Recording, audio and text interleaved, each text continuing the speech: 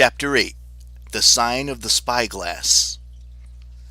At the breakfast, the squire sent me to go meet Long John Silver at the sign of the Spyglass.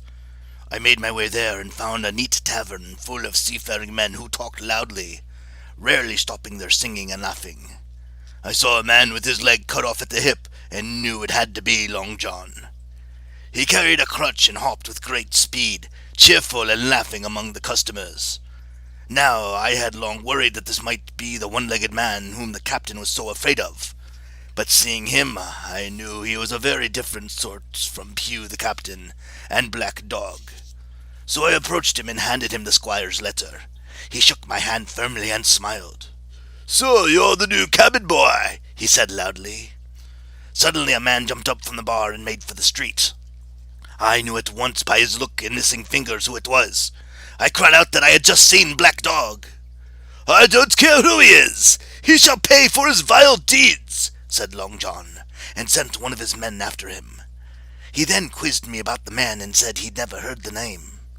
Then he grabbed the man who'd been talking to the Black Dog. He admitted that the blind beggar had also been in the bar, and told us that his name was Pew.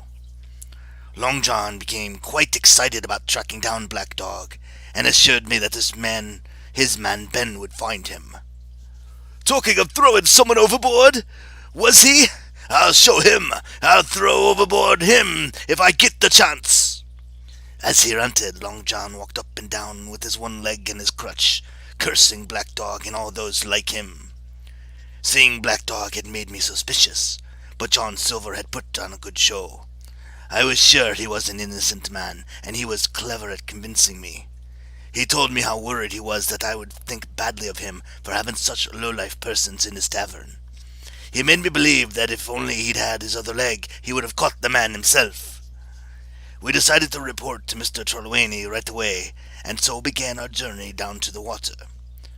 There he laughed, told all sea stories, and explained the different kinds of boats to me.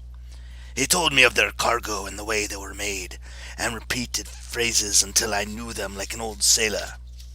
I began to think of him as the best of all shipmates. When we arrived, Dr. Liversey was there.